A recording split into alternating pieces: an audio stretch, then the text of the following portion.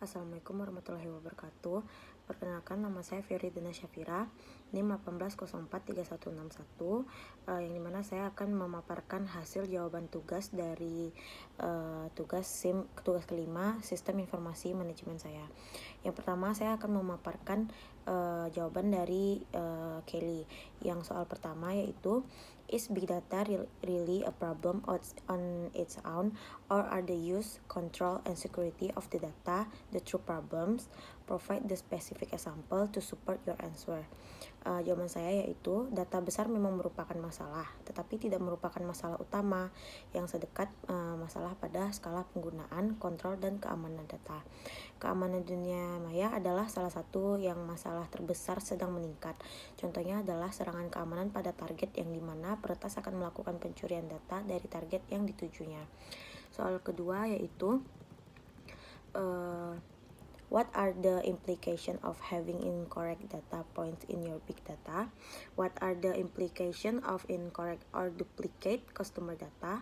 How valuable are decisions that are based on the faulty information derived from incorrect data?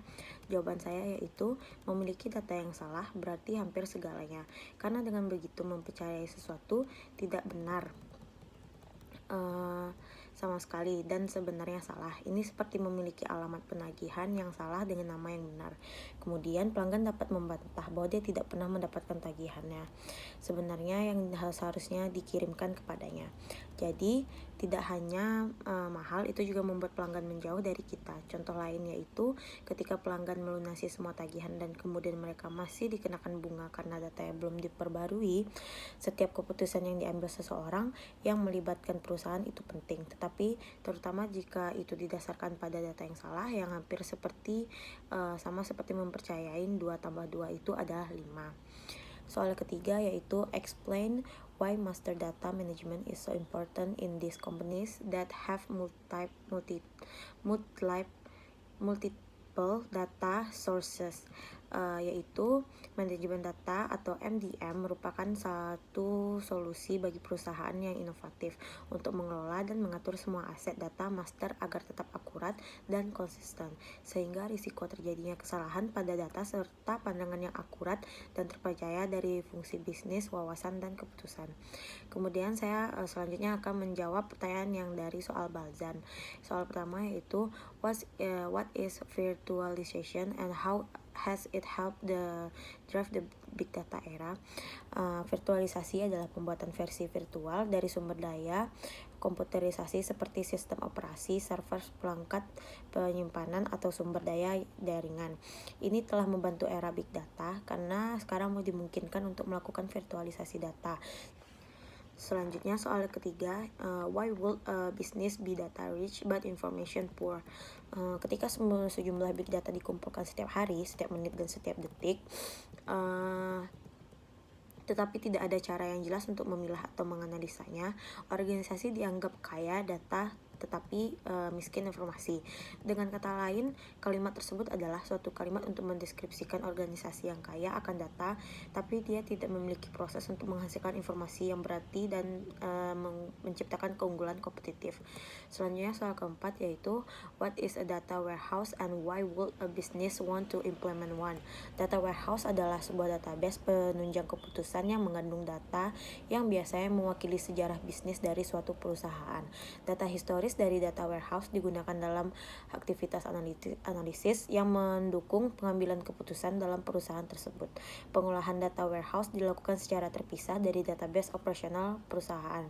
Data warehouse mengekstrak aliran data yang sangat besar dari database operasional dan eksternal perusahaan dan mengubahnya menjadi data berarti, sehingga keputusan bisnis dapat dibuat berdasarkan informasi tersebut. Kemudian saya akan menjawab soal dari kasus. Yang pertanyaan pertama, define the problem described in this case. How serious a problem is it? Dari kasus yang ada, menurut pendapat saya, permasalahan yang terjadi ini adalah permasalahan yang serius. Karena di sini Angkatan Udara telah lalai dalam mencatat hukuman di database Pusat Informasi Kejahatan Nasional atau NCIC. Kemudian Biro Investigasi Federal (FBI) yang digunakan oleh Sistem Pemeriksaan Instan Nasional atau NICS dalam menandai pembelian senjata yang dilarang, dan juga lalainya dealer senjata api berlisensi federal dalam memeriksa kredensial setiap pembeli potensial terhadap sistem NICS. Selanjutnya soal kedua, yaitu what management, organization, and technology factor contribute to this problem. Dari kasus tersebut, dalam faktor yang pertama yaitu faktor manajemen diakibatkan kurangnya pemahaman keterampilan konseptual dan keterampilan kemanusiaan, yang dimana seharusnya Kelly dapat mengkoordinasikan dan mengintegrasikan semua kepentingan sehingga kepentingan dalam